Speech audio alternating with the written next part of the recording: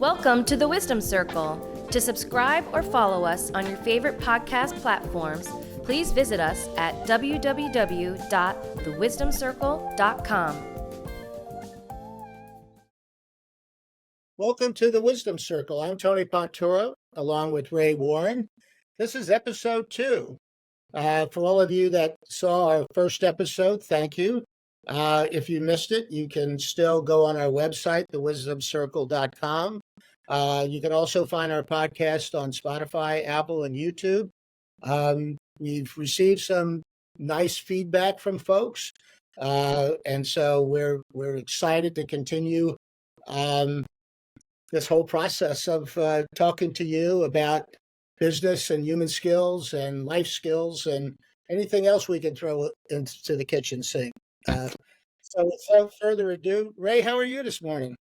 Good morning, Tony. I am well.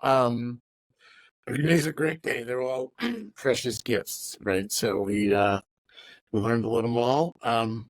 Just came north for the summer because it got a little warm down in Florida. So good to be here, although it's hard to tell on a computer screen. No, things are good, and I'm excited about our guest. I'm excited about the topics. I'm excited about our first episode. I think, every journey starts with a single step, and that was it. So, yeah, great times. Yeah, and for those, again, maybe listening for the first time, our first topic was on mentorship. We had Sierra Rojas as our guest from the USTA, the United States Tennis Association.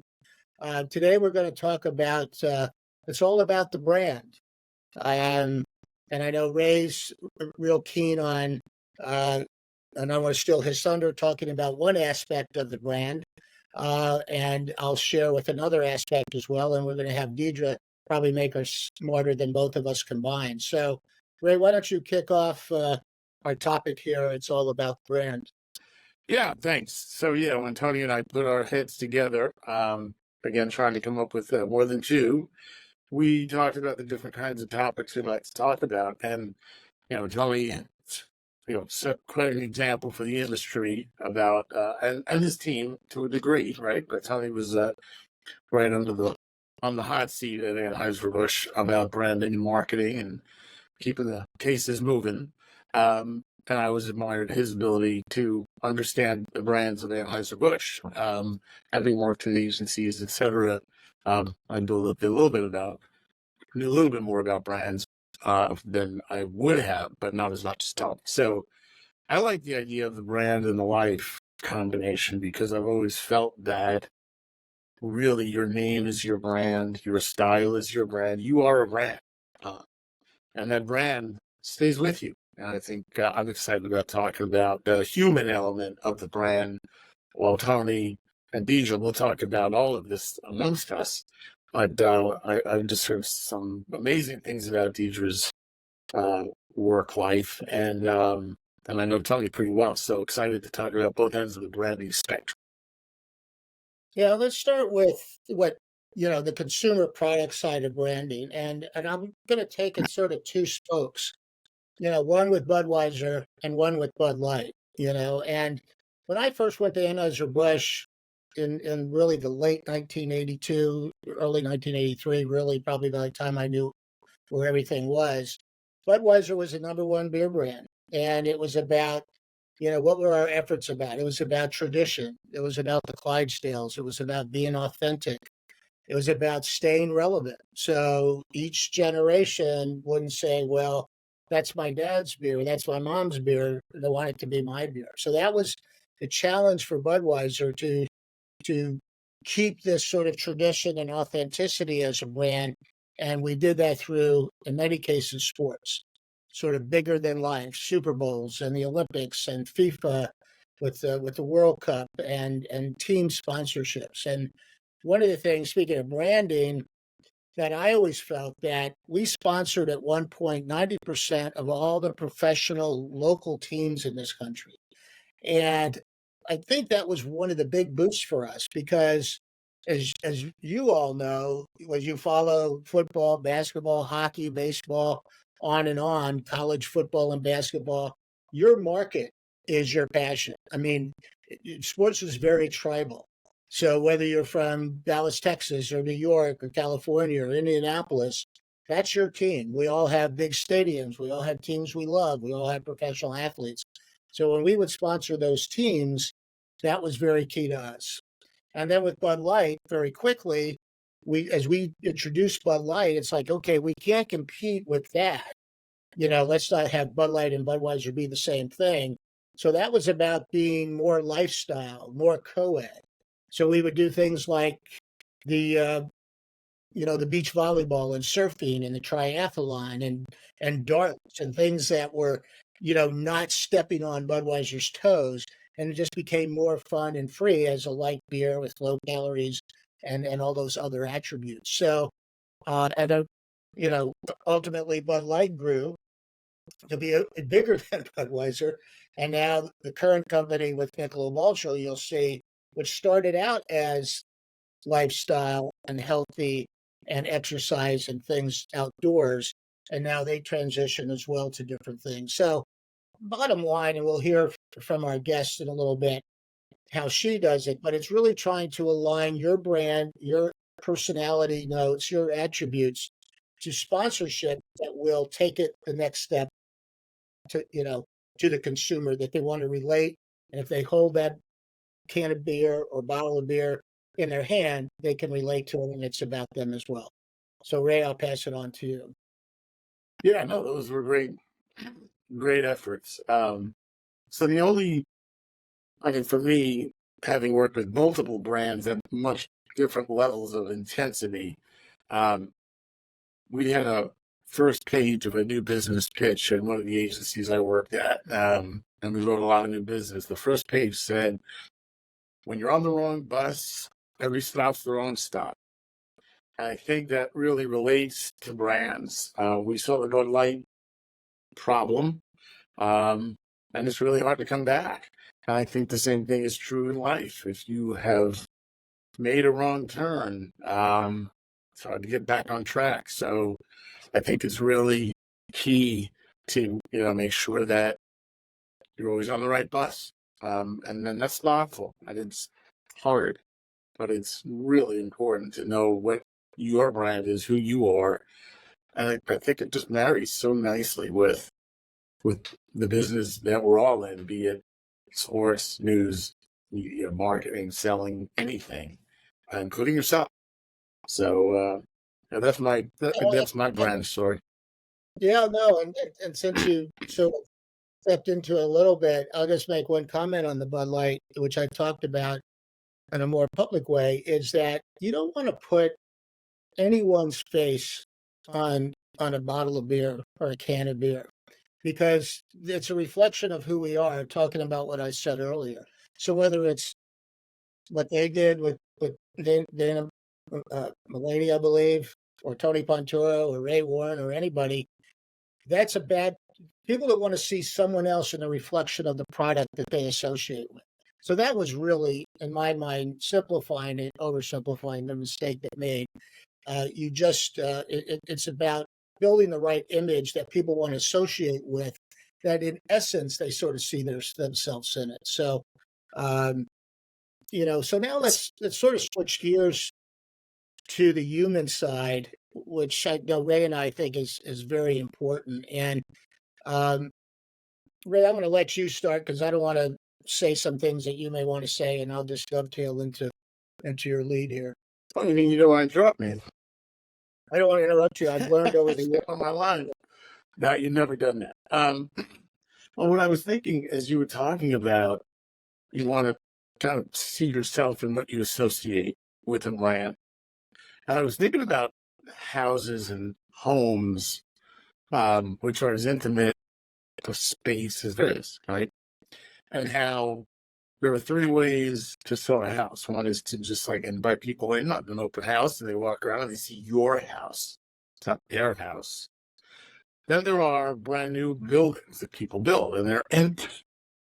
And that's not your house, and that's interesting.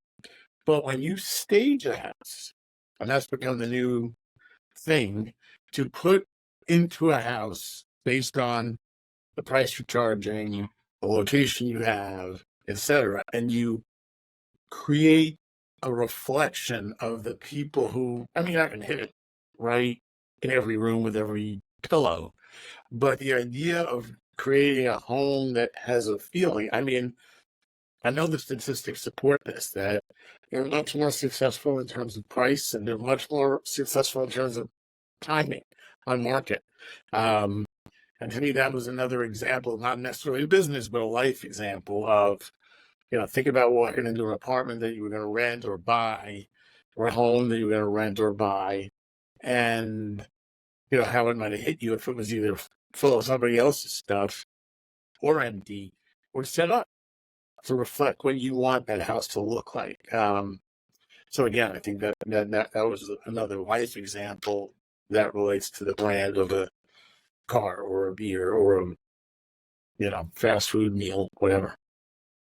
Well, there's a great line. You know me, I like to throw in little quotes. There's a great line Play-Doh from or William. Socrates, or who are we getting today?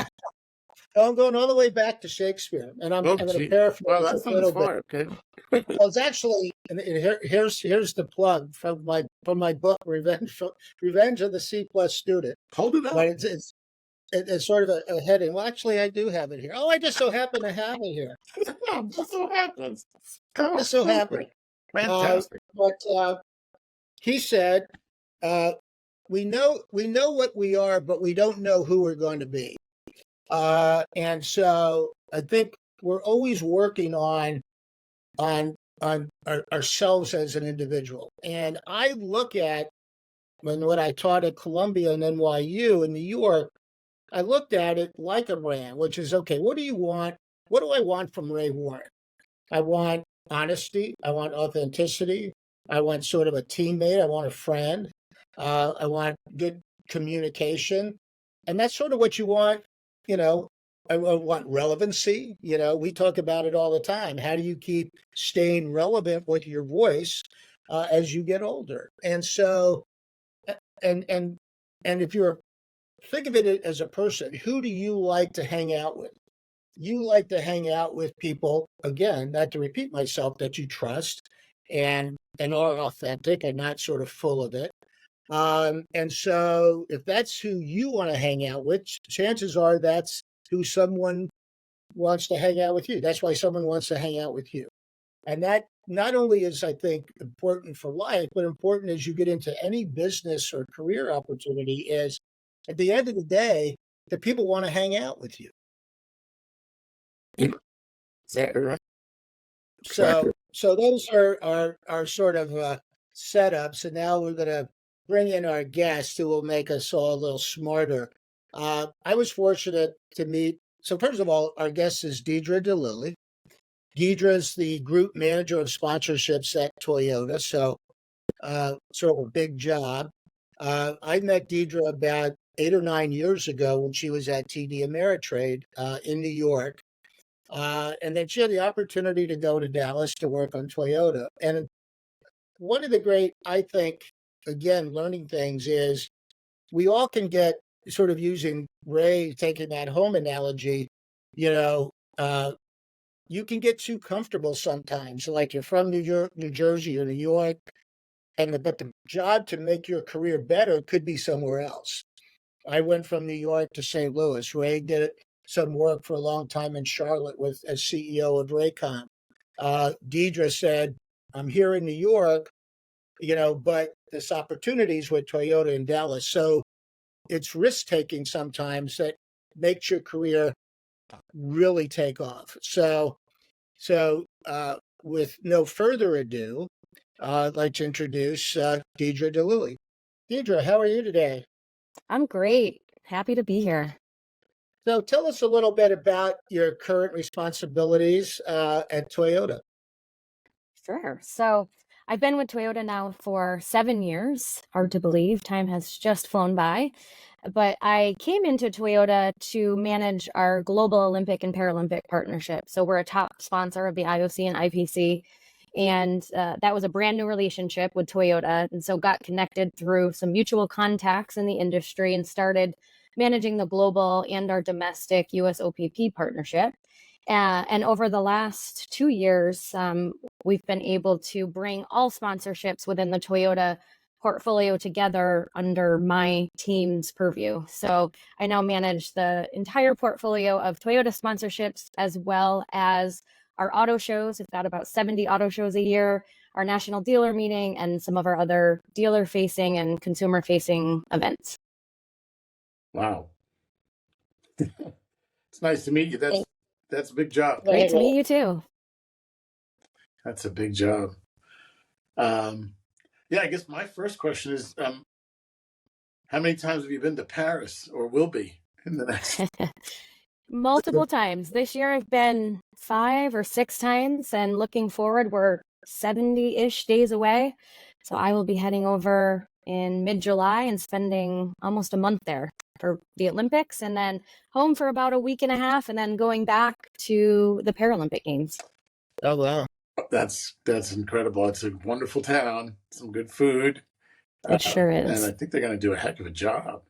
It's going to be spectacular. Yeah. Yes. I mean, we've had a lot of meetings, with the host committee and with my counterpart team over Toyota Motor Europe, very immersed in, all of the things happening on the ground. And it is sure to be an absolutely spectacular games. It's time. We deserve it. It's been a while. Good. Yeah, that's the truth. That's the truth. Dedra, with the Olympics, so maybe tell us, what's the brand? What does Toyota stand for? So what's the brand you all believe in and want to sort of bring forward to the consumer? And then why Olympics? And why do you see those two things going together?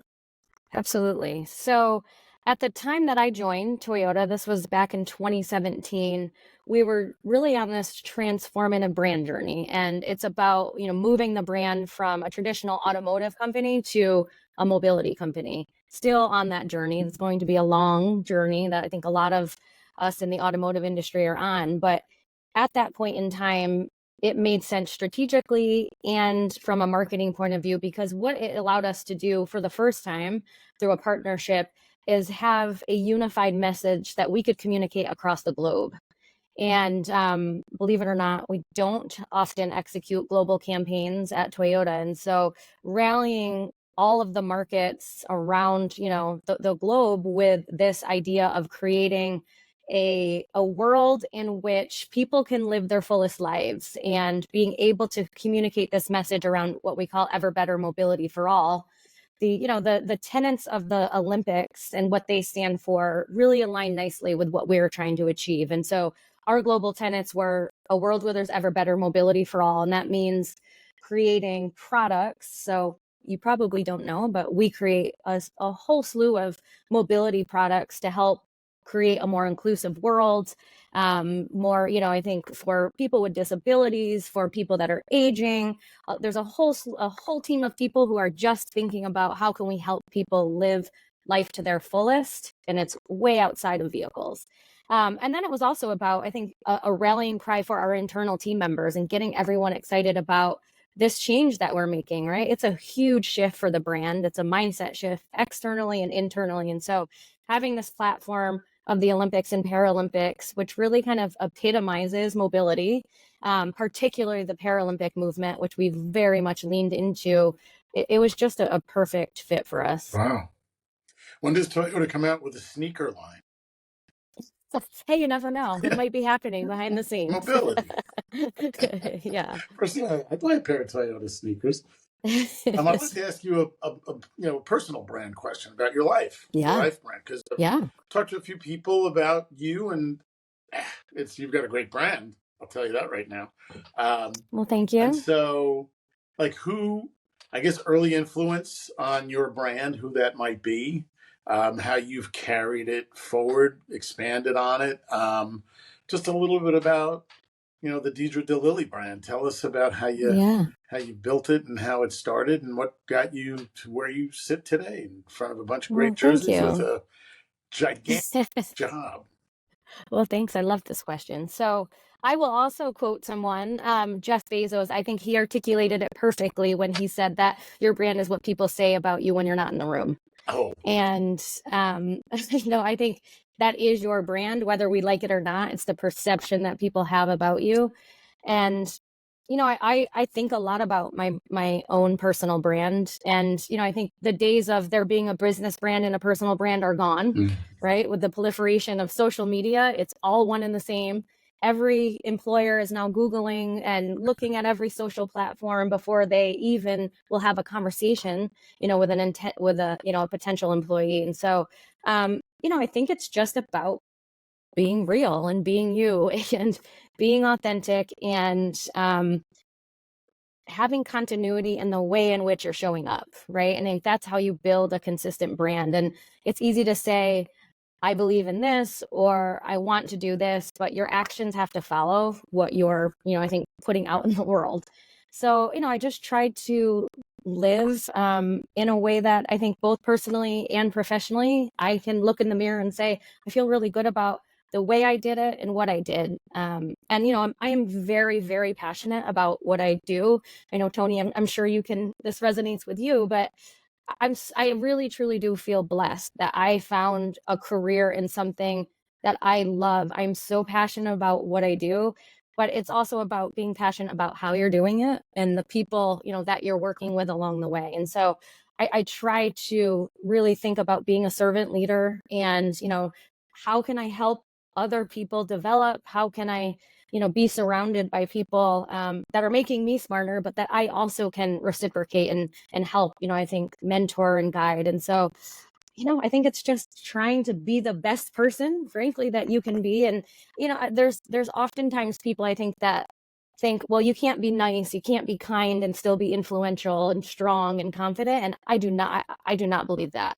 There's moments, of course, in which you need to, right, I think, show up in a very strong way, in a very influential way. But that is not should not be, I think, on the other side of the continuum of thoughtfulness and kindness. Those things absolutely can live together and should live together. Those moments you flex, right? I think your power and your influence, and you have to, but it shouldn't be compromising who you are as a person and the values that, that are important to you. No, that's well said. Right, right. Go ahead. I'm sorry. Yeah, that's and I love it. I think the generation that Tony and I grew up in, I think, is when we all maybe started to influence the change to real. And we grew up with the desk slammers and the out of my offices, and I mean the stuff that would go on in production trucks back in the 80s was probably illegal. And so, I think it's so great to hear this young generation coming along at high levels in gigantic company like you, bringing that forward. I'll just tell one quick story. Promised Tony I would keep everything quick today.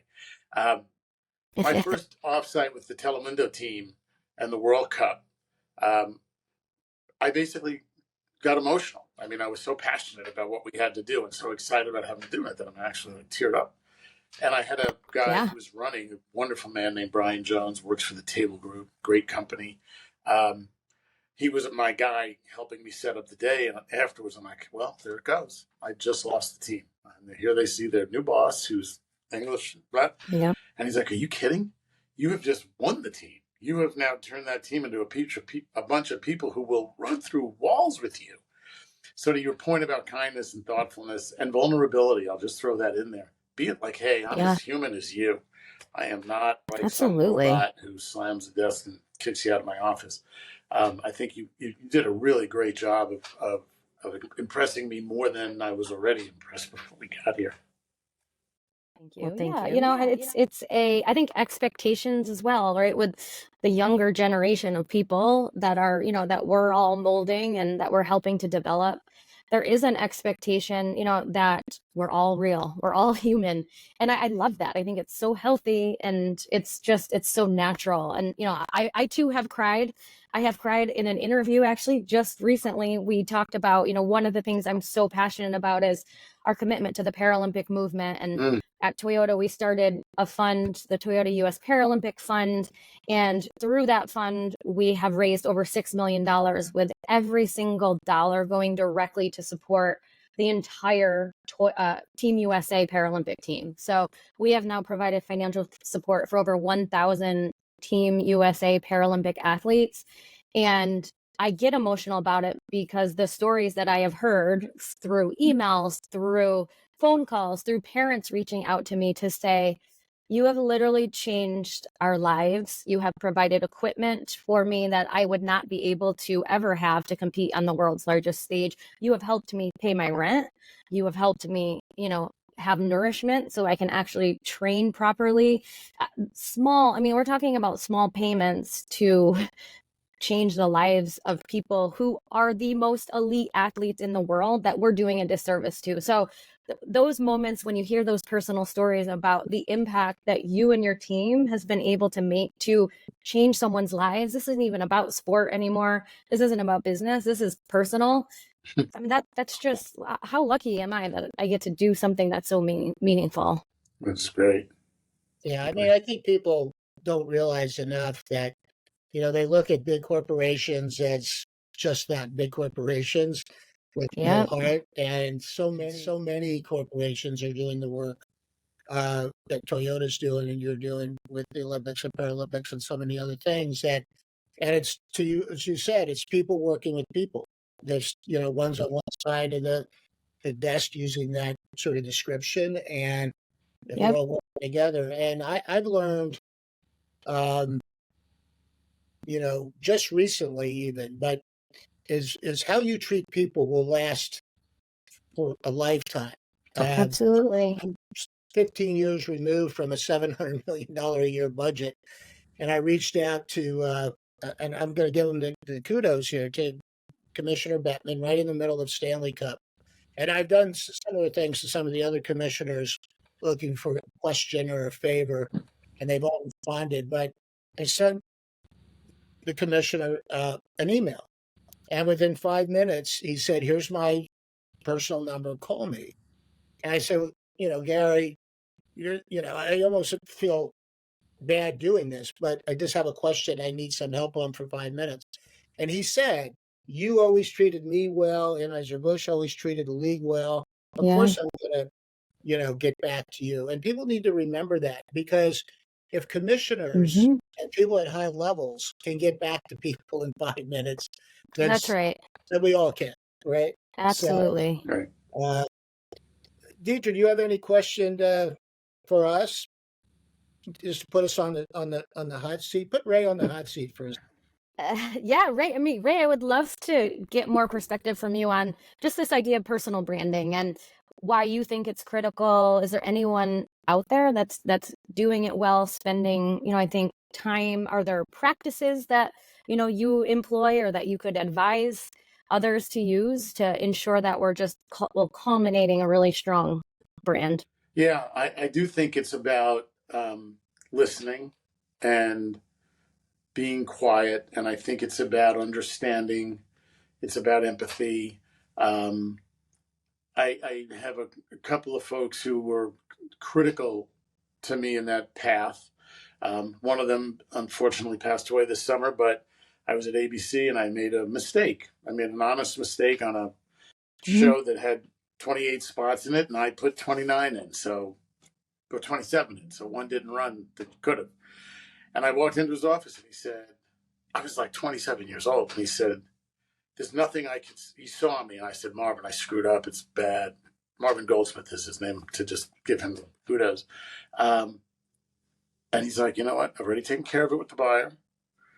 I know there's nothing I can say that will make you feel any worse than you feel right now. Right. So just think about it, and don't do it again." I'm like, got it. Never did that again, I bet. So it's the kindness and it's the thinking. And I think, there are certain people early in your career. It is almost like a life thing, right? If you look at a life, if you look at a career like a life, we know that like first 5 years of a child's life, there's an awful lot of imprinting going on that will carry through for a long time. And the first 5 years of your career are kind of like that. You take, I think, so I've always focused on the young people at Cara and OND and Telemundo and NBC and Comcast. I mean, I love working. Tony's taught. I've worked with my alma mater on their advancement committee and try to generate money, and I give them money.